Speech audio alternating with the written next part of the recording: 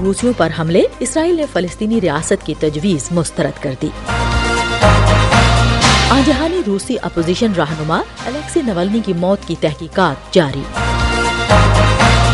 افغانستان میں land sliding سے درجنوں افراد ہلاک، متعدد زخمی۔ وائس آف امریکہ واشنگٹن سے اہم خبروں کے ساتھ سعدیہ زیب رانجھا۔ امریکہ کے محکمہ دفاع نے کہا ہے کہ امریکی فوج نے بحیرہ احمر میں یمن کی حوثی باغیوں کے زیر کنٹرول علاقوں سے زمینی اور سمندری راستوں پر حملوں کو ناکام بنانے کے لیے اپنے دفاع میں 5 مقامات پر کامیاب نشانے داغے ہیں، جن کا مقصد بحیرہ احمر کی جہاز رانی کے راستوں پر ایران کے حمایت یافتہ باغیوں کے بار بار حملوں کو روکنا ہے۔ امریکی سینٹرل کمانڈ کے بیان کے مطابق حوثیوں کا بغیر پائلٹ کے زیر آب جہاز یا بحری ڈرون ان 5 حملوں کے نشانے پر تھا۔ سینٹرل کمانڈ نے اینٹی شپ کروز میزائلوں، بغیر پائلٹ کے بحری ڈرون اور بغیر پائلٹ کے جہاز کو امریکی بحریہ کے جہازوں اور تجارتی جہازوں کے لیے خطرہ قرار دیا ہے۔ دوسری جانب اسرائیل نے ایک بار پھر فلسطینی ریاست کو یک طرفہ طور پر تسلیم کرنے کے لیے اپنے اہم اتحادی امریکہ سمیت بین الاقوامی مطالبہ مسترد کر دیا ہے۔ اسرائیل نے کہا ہے کہ ایسا کوئی بھی معاہدہ صرف مذاکرات کے ذریعے ہی ممکن ہے۔ اسرائیل کی جانب سے جاری سرکاری بیان میں کہا گیا ہے کہ فلسطینیوں کے ساتھ مستقل معاہدے کے بین الاقوامی مطالبے کو واضح طور پر مسترد کیا جاتا ہے۔ ہم وائس آف امریکہ واشنگٹن سے آپ سے مخاطب ہیں۔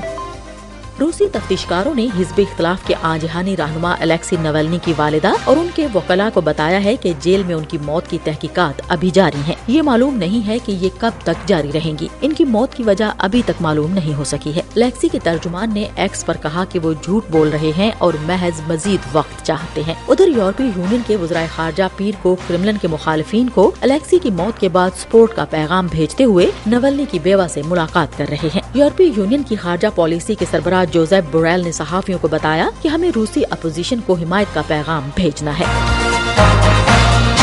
یمن کے حوثی گروپ کے فوجی ترجمان یحییٰ ساری نے ایک بیان میں کہا ہے کہ خلیج عدن میں روبیمار کارگو جہاز کو نشانہ بنایا گیا، جس کے بعد اس کے ڈوبنے کا خطرہ بڑھ گیا ہے۔ انتصارا للشعب الفلسطینی فی قطاع غزہ۔ انہوں نے کہا کہ جہاز برطانوی ہے اور اس کا عملہ محفوظ ہے۔ برطانوی میری ٹائم سیکیورٹی فرم ایمرے نے کہا کہ بلیز کے پرچم بردار برطانیہ میں رجسٹرڈ اور لیبنان کی جانب سے آپریٹ کیے جانے والے کارگو پر کھلے عام یمن کے قریب آبنائے باب المندب میں حملہ ہوا۔ یحییٰ ساری نے مزید کہا کہ حوثیوں نے الحدیدہ میں ایک امریکی ڈرون کو بھی مار گرایا تھا۔ ہم وائس آف امریکہ واشنگٹن سے آپ سے مخاطب ہیں۔ قطر انرجی کے سربراہ سعد القابی نے کہا ہے کہ بحیرہ احمر میں جہاز رانی میں رکاوٹیں صارفین تک مصنوعات پہنچانے کے عمل کو محدود کر دیں گی اور روٹ بدلنے سے سفر کی لاگت اور فاصلے میں اضافہ ہوتا ہے۔ حوثی گروپ نومبر سے بحیرہ احمر کے اس راستے سے گزرنے والے جہازوں پر حملے جاری رکھے ہوئے ہے، جہاں سے دنیا بھر کی تقریباً 12% بحری آمد و رفت ہوتی ہے۔ قطر انرجی مایا قدرتی گیس کے دنیا میں کلیدی برآمد کنندگان میں سے ایک ہے اور اس نے جنوری میں کہا تھا کہ سیکیورٹی خدشات کی بنا پر بحیرہ احمر کے راستے اس نے ٹینکرز بھیجنا بند کر دیا ہے۔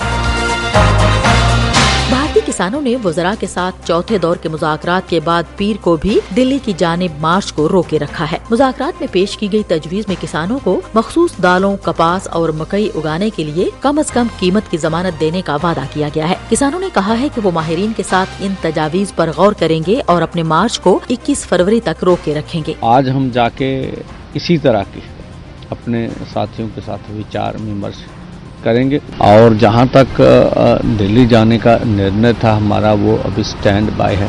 کسان یونینز نے کہا کہ وہ اتفاق رائے تک پہنچنے کے لیے آپس میں مشاورت کے بعد 1 یا 2 روز کے اندر اس تجویز پر فیصلہ کریں گے۔ اس ہفتے کے شروع میں ہزاروں کسانوں نے دلی چلو مارچ کا آغاز کیا تھا تاکہ حکومت پر ان کی پیداوار کی کم از کم قیمت مقرر کرنے کے لیے دباؤ ڈالا جا سکے۔ اور افغانستان کی ڈیزاسٹر مینجمنٹ کی وزارت کے ترجمان نے پیر کو بتایا کہ مشرقی افغان صوبے نورستان میں شدید برف باری کی وجہ سے مٹی کے تودے گرنے سے 25 افراد ہلاک اور 8 زخمی ہو گئے۔ جانان سائق نے میڈیا کو بتایا کہ ہلاکتوں کی تعداد بڑھ سکتی ہے۔ وائس آف امریکہ واشنگٹن کی اردو سروس سے خبروں کا یہ بلیٹن اب ختم ہوتا ہے۔ میں ہوں سعدیہ زیب رانجھا اور ایڈیٹر تھیں بہجت جیلانی۔